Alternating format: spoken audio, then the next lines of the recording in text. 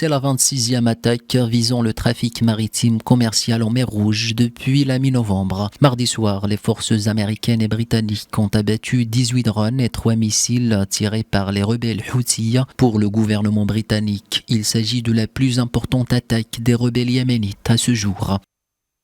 Le Royaume-Uni et ses alliés ont déjà dit clairement que ces attaques illégales sont inacceptables et que si elles continuent, les Houthis en subiront les conséquences. Nous prendrons les mesures nécessaires pour protéger des vies innocentes et l'économie mondiale.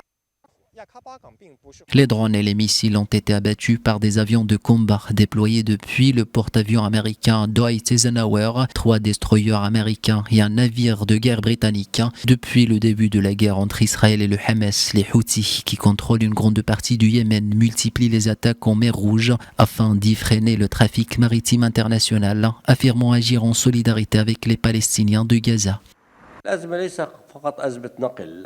Les conséquences de ces tensions seront plus graves que la crise du transport maritime.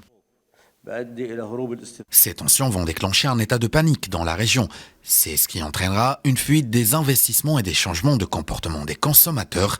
Cela va même influer sur les plans de développement et les stratégies d'investissement des entreprises. Ces changements auront un impact négatif sur l'économie.